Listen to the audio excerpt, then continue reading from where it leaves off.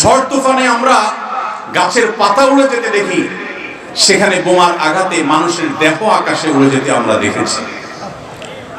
প্রিয় ভাইরা, আজকের বিশ্বকে বলা হয় সভ্য পৃথিবী, আজকের পৃথিবীকে বলা হয় নাকি মানবিক পৃথিবী। আজকের পৃথিবীর সভ্যতা এবং মানবিকতার ধ্বজাধারে ধারণকারী যারা, তাদের মুখোশ, তাদের আসল রূপ, তাদের আসল চেহারা, চরিত্র আজ দিনের আলোর মতো পরিষ্কার হয়ে গেছে। গাজায় প্রতিনিয়ত শিশু হত্যা চলছে, ফিলিস্তিনের ভিডিওগুলো দেখবার মতো অবস্থা নাই। একটু আগে একটা ভিডিও দেখছিলাম, আল্লাহ তাআলা আমাকে একটা বাচ্চা দিয়েছে 8-10 বছরের। 8-10 বছরের একটা ছেলে 5-6 বছরের একটা ছেলেকে, ছোট ভাইকে বড় ভাই সান্ত্বনা দিচ্ছে, মাথার উপরে হাত বুলাচ্ছে। ছোট ভাই বড় ভাইয়ের কোলে মাথাটা রেখে চোখের পানি ফেলছে, অঝরে কাঁদছে, কারণ তাদের বাবা মাকে শহীদ করে দেওয়া হয়েছে। বড় ভাইটা ছোট ভাইয়ের মাথার উপর হাত বুলাচ্ছে আর তাকে সান্ত্বনা দেওয়ার চেষ্টা করছে, ব্যর্থ চেষ্টা। শত সহস্র শিশু আজ এতিম হয়েছে, শত সহস্র মা বাবার বুক আজ খালি হচ্ছে। যারা নারী অধিকার নিয়ে পান থেকে চুন খসলেই চিৎকার চেঁচামেচি করে, সেই মানুষগুলো আজ পাথর হয়ে গেছে। তাদের চোখের সামনে শত সহস্র মা বোনকে আজ খুন করা হচ্ছে। প্রেগনেন্ট মহিলাদেরকে রেখে সেই হসপিটাল বম্বিং করে উড়িয়ে দেওয়া হচ্ছে। আজ সেখানে শিশুদের আর্তনাদে আকাশ পাতাল ভারী হয়ে উঠছে। কোন স্থাপনার সেখানে বাকি নাই যেটা ভেঙে চুরে গুড়িয়ে দেওয়া হয়নি। উপর থেকে ড্রোন শট নেওয়ার ছবি দেখলে ভাবতে কষ্ট হয়, বিশ্বাস করতে কষ্ট হয়। একটা শহর, একটা জনপদকে এইভাবে মাটির সাথে মিশিয়ে দেওয়া যায়। সবচেয়ে অবাক করা বিষয় হলো, এই হায়ানারা, এই অভিশপ্ত ইহুদিরা, এদের সবচেয়ে বেশি সমর্থন প্রকাশ্য দিবালোকে যারা করে, তারাই আমাদেরকে সবচেয়ে বেশি সকাল বিকাল মানবতার সবক শুনাইতে আসে।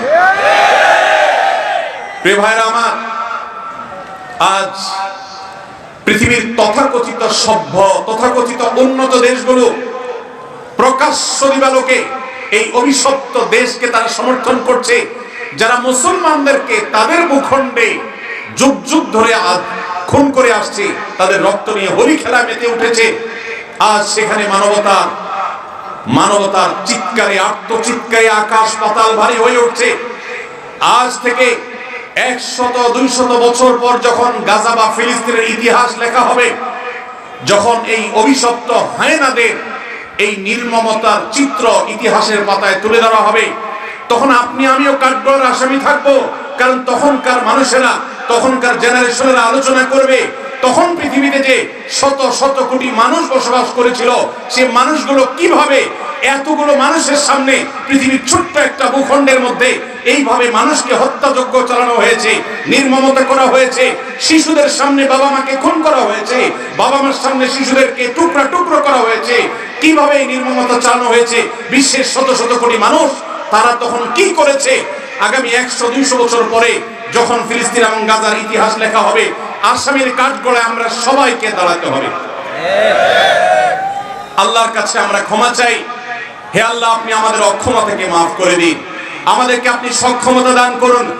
মুসলমান দেশগুলোর যারা তথাকথিত নেতা হিসেবে দায়িত্ব পালন করছে, আল্লাহ আপনি তাদের ঈমানি চেতনা বৃদ্ধি করে দিন, তাদেরকে মুসলমান হওয়ার তৌফিক দান করুন, তাদেরকে মানুষ হওয়ার তৌফিক দান করুন।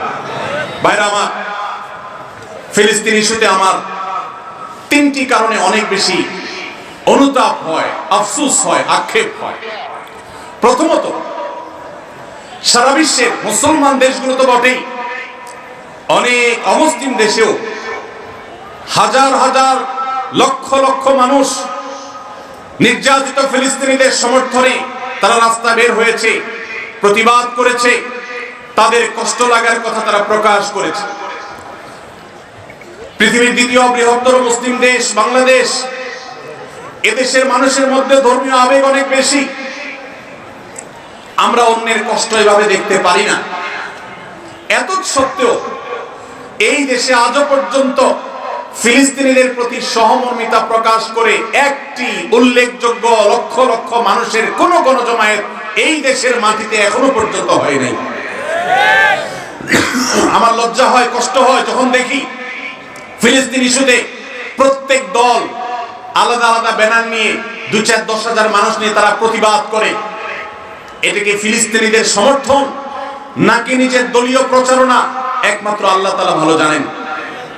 আমরা ফিলিস্তিন ইস্যুতে সকল দল মত চিন্তা দর্শনের ঊর্ধ্বে উঠে মানবিকতার জায়গা থেকে সবাই এক কাতারে দাঁড়িয়ে একটিবারের জন্য বিশ্বকে আমরা জানিয়ে দিতে পারি বাংলাদেশের মানুষজন আমরা ফিলিস্তিনি মাজলুম মানুষদের সাথে আছি। আল্লাহ আমাদের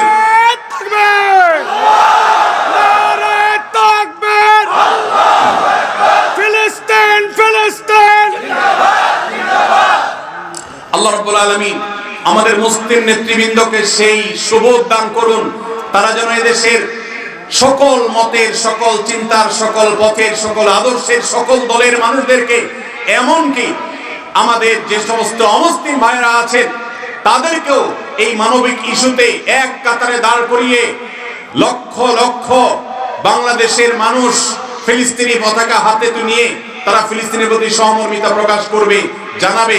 এই চেষ্টাটা আমরা করতে পারি কি পারি না ইনশাআল্লাহ। আল্লাহ আমাদের সবাইকে সেই তৌফিক দান করুন। এই ইতিহাস এই দেশে রচনা হোক, আমরা সেই দোয়া রব্বে কারীমের কাছে আজকে ফরিয়াদ করছি। আল্লাহ আমাদের এই একটা মিছিল, একটা প্রতিবাদ, একটা বার্তা বিশ্ব মিডিয়াকে দেওয়ার মতো কাজ এখনো পর্যন্ত এই ভূখণ্ড থেকে আমরা করতে পারি নাই। এর চেয়ে বড় লজ্জার বিষয় আর কিছু হতে পারে না। অমুসলিম দেশগুলো, জাপানের মতো দেশে হাজার হাজার মানুষের বিশাল বড় গণজমায়েত হয়, সেখানে এই অভিশপ্তদের এমবাসি ঘেরাও করার মতো ঘটনা ওই সব দেশে ঘটে। দুর্ভাগ্যজনক বাস্তবতা, আমাদের দেশে যার যার মতো আমরা কথা বলি, আমরা মিছিল করি, ব্যানার নিয়ে দাঁড়াই, প্রতিবাদ করি, মানববন্ধন করি, কিন্তু সবাই ঐক্যবদ্ধভাবে বিশ্বকে জানাবার মতো একটা ঐতিহাসিক সমাবেশ, ঐতিহাসিক গণজমায়েত আমরা আজও করতে পারি নাই। ইনশাআল্লাহ অচিরেই সেটা হবে। আল্লাহ আমাদেরকে সেই তৌফিক দান করুন। দ্বিতীয় আমার আফসোসের কারণ ফিলিস্তিন ইস্যুতে, আপনারা জানেন অন্য মুসলিম দেশগুলোতে পর্যন্ত, খোদ আমেরিকাতে পর্যন্ত ইহুদিদের বিভিন্ন প্রোডাক্ট গুলোকে অত্যন্ত কার্যকর ভাবে বয়কট করা হয়েছে। আমাদের এই দেশে প্রত্যেকটা দোকানে দোকানে, প্রতিটা দোকানে দোকানে আপনি পাবেন ইহুদি পণ্যে পরিপূর্ণ ভরপুর সয়লাব। আমরা অনেকে আছি যারা ফিলিস্তিনি বাচ্চাদের ভিডিও দেখে চোখের পানি ফেলি, কিন্তু আমাদের ওয়াশরুমে গেলে হ্যান্ড ওয়াশটা দেখা যায় ইহুদিদের। আমাদের ওয়াশরুমে গেলে দেখা যায় সাবানটা কেনা হয়েছে, যে সাবানটা আমি টাকা দিয়ে কিনে এনেছি আমার পকেট থেকে, সেটা ইহুদিদের তৈরি করা। আমি যে সফট ড্রিঙ্কসটা গিলছি ডক ডক করে, সেটা ইহুদিদের তৈরি করা। এই সমস্ত পণ্য আপনি যখন মুদি দোকান থেকে কিনেন, আপনি কোন দোকান থেকে যখন ইহুদিদের কোন পণ্য কিনেন, তখন আপনি পণ্য কিনেন না, আপনি মূলত ইহুদিদেরকে চাঁদা দেন বোমা হামলা করবার জন্য। আপনি যেটাকে টাকা দিয়ে সম্পদ কেনা, মাল কেনা মনে করছেন, এটা মাল কেনা নয়, এটা অভিশপ্তদের বোমাবাজিতে সাহায্য করা। লজ্জার বিষয়, কার্যকরভাবে বাংলাদেশে এখনো পর্যন্ত ফিলিস্তিন ইস্যুতে আমরা একটা বয়কট কার্যকরভাবে করতে পারি নাই। একটা সফট ড্রিঙ্কস শুধুমাত্র কিছুটা বর্জন করা গেছে আলহামদুলিল্লাহ, আর বাকি প্রোডাক্টগুলো সব যেভাবে সেভাবে রয়েছে। আমি একটা দেশীয় প্রোডাক্টের একটা মালিক, একটা দেশীয় প্রোডাক্টের একজন মালিককে প্রশ্ন করেছিলাম, ভাই আপনাদের প্রোডাক্টগুলো কেন বাজারে বাজারে দোকানে দোকানে পাওয়া যায় না? কেন ইউনিলিভারের মাল বাজারে পরিপূর্ণ? কেন যারা আমাদের সমাজে 14ই ফেব্রুয়ারিতে আমাদের তরুণদের চরিত্রকে ধ্বংস করার নীল নকশা করে, সেই ক্লোজ আপ কেন আমার দোকানে থাকে? কেন আপনাদের পেজ দোকানে নাই? আমাকে সেই বাংলাদেশি কোম্পানির মালিক বাংলাদেশি প্রোডাক্ট তৈরি করেন সেই ব্যবসা প্রতিষ্ঠানের মালিক, তিনি আমাকে বলছেন, ভাই লজ্জার কথা, আমাদের দেশে এক শ্রেণীর, সবাই নয়, এক শ্রেণীর অসাধু কর্মকর্তা কর্মচারী আছে সরকারি অফিসগুলোতে, যারা এই সমস্ত ইয়াহুদি কোম্পানিগুলো, বিদেশি কোম্পানিগুলো থেকে টাকা পয়সা খেয়ে, ঘুষ খেয়ে, তাদের জন্য সকল সুযোগ সুবিধা, সকল ফ্যাসিলিটিসকে এমন ভাবে প্রোভাইড করে যে আমরা দেশীয় প্রোডাক্ট যারা প্রস্তুত করি, তৈরি করি, তারা তেমন কোনো সুবিধা করতে পারি না। তার এই কথার বাস্তবতা আছে, আমিও কিছুটা অনুভব করার চেষ্টা করেছি, অনুসন্ধান করার চেষ্টা করেছি। দুর্ভাগ্যজনক বাস্তবতা, আমরা সাধারণ মানুষও আমাদের নিজস্ব উদ্যোগে ইয়াহুদিদের পণ্য মুক্ত আমাদের বাসা করব, সেটা আমরা করতে পারি নাই। মনে রাখবেন, আপনি যদি ইয়াহুদিদের পেস্ট না কিনেন, তাদের সাবান না কিনেন, তাদের প্রসাধনী না কিনেন, তাদের কোন প্রকার আইটেম আপনি না কিনে তার জায়গায় যদি একটা মুসলিম দেশের তৈরি করা, আপনার নিজের দেশের তৈরি করা কোনো জিনিস আপনি নেন, কোয়ালিটি যদি একটু খারাপ হয়, দাম যদি একটু বেশিও পড়ে, আপনার এই কেনার কারণে, এই যে আপনি স্যাক্রিফাইস করলেন, একটু কম কোয়ালিটির জিনিস নিলেন, আবার দাম একটু বেশি দিলেন, এই স্যাক্রিফাইসটা কিয়ামতের ময়দানে ফিলিস্তিন ইস্যুতে আপনি আপনার ন্যূনতম দায়িত্বটা পালন করতে পেরেছেন, এই হিসাবে আল্লাহর কাছে হাজির হবে, এর সওয়াব আপনি আল্লাহর কাছে লাভ করবেন ইনশাআল্লাহ। আমরা কারা কারা আছি ইয়াহুদিদের পণ্য মুক্ত করব আমাদের বাসাগুলোকে? কারা কারা আছে? আল্লাহ আমাদের সবাইকে তৌফিক দান করুন। আমাদের বাসা বাড়িতে ইয়াহুদি পণ্য থাকবে না, ঠিক আছে ইনশাআল্লাহ? কোন মুদি দোকান থেকে আমরা ইয়াহুদি পণ্য কিনবো না, প্রয়োজনে আমি সফট ড্রিঙ্কস গিলবো না, দেশিটা থাকলে খাবো, না হলে খাবো না। একবার বাংলাদেশ বিমানে আমি কোথাও ট্রাভেল করতেছিলাম, আমাকে কোকা কোলা দেওয়া হলো। আমি বললাম, কেন কোকা কোলা? আমার দেশীয় ক্যারিয়ার, আমার দেশীয় সফট ড্রিঙ্কস নাই, কেন আপনি বিদেশি সফট ড্রিঙ্কস খেতে আমাকে বাধ্য করবেন? প্রতিবাদ স্বরূপ আমি এটা খেলাম না, নিয়ে যান, অন্তত একটা বোতল বাঁচবে। আর আপনার কর্তৃপক্ষকে জানাবেন, একজন কাস্টমার প্রতিবাদ করেছে, তিনি দেশীয় সফট ড্রিঙ্কস না, বিদেশি সফট ড্রিঙ্কস এমনিতে স্বাস্থ্যের জন্য ক্ষতিকর, সেখানে ইয়াহুদিদের যে সফট ড্রিঙ্কস আপনি কিনছেন, এটা সফট ড্রিঙ্কস না, এটা রক্তে ভরা বোতল। অতএব আমাদের বাসা বাড়িকে ইয়াহুদি পণ্য থেকে মুক্ত করবো তো ইনশাআল্লাহ।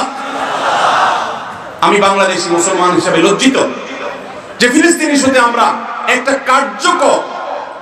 কার্যকর একটা বয়কট, একটা বর্জন, এটা আমরা করতে পারি নাই। ভাইরা আমার, আজকে আমরা যারা এখানে সমবেত হয়েছি, আমরা কি একটু প্রতিজ্ঞা করতে পারি, আমার জীবদ্দশা, আমার জ্ঞাতসারে, আমার পকেটের টাকা দিয়ে ইয়াহুদি কোন পণ্য আমি কিনবো না, না খেয়ে থাকবো, কোন প্রসাধনী প্রয়োজনে ব্যবহার করব না, কিন্তু ইয়াহুদি পণ্য আমি কিনবো না ইনশাআল্লাহ। সবাই চেষ্টা করা যাবে ইনশাআল্লাহ। দোকানদার ভাইদেরকে উদ্বুদ্ধ করবেন যে আপনি ইয়াহুদি পণ্য বিক্রি করেন না, ঘোষণা দেন এবং তার জন্য ফেস্টুন টানায় দেন।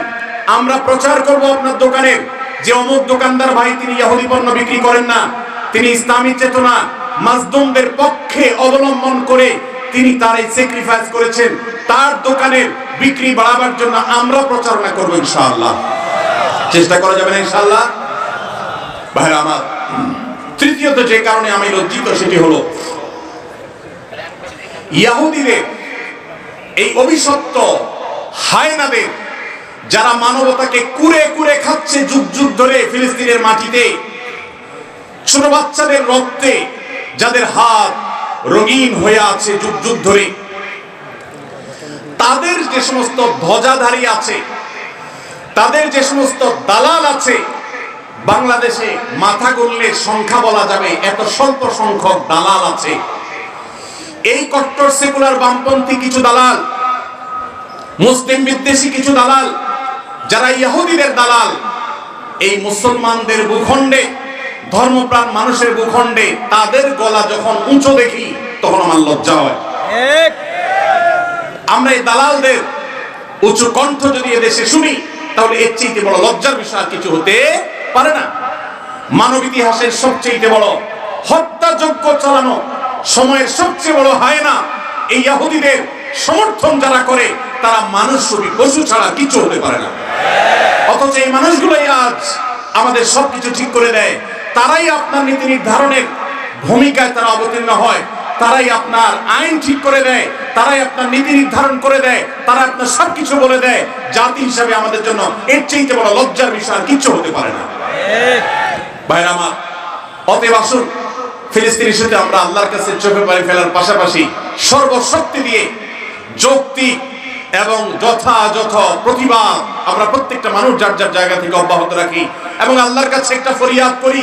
ও আরশ আজিমের মালিক, রোমের কলোসিয়ামের গ্যালারিতে বসে যেরকম তখনকার পশুরা মানুষের নির্মম ভাবে মৃত্যুবরণ করা দেখতো, দেখে তারা উৎসাহ করত, উদ্দীপনা করত, ফুর্তি করত, আজ ফিলিস্তিনের ছোট্ট একটা ভূখণ্ডের চারপাশে শত শত কোটি মানুষ মানবতার মুখোশ ধারণ করে আছে। মানবাধিকারের সবক সকাল বিকাল যারা মুখে শোনায়, মুখে বলে, জিগির তোলে, সেই মানুষগুলো আজ ওই কলোসিয়ামের গ্যালারিতে বসে যেরকম নির্মম ভাবে মানুষ হত্যার আনন্দে উৎসব করত, আজ গোটা বিশ্ব সেরকম উৎসবে মত্ত হয়ে আছে।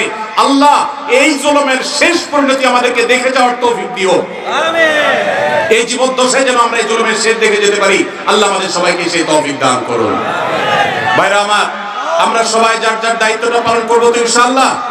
আল্লাহ আমাদেরকে সেই তৌফিক দান করুন।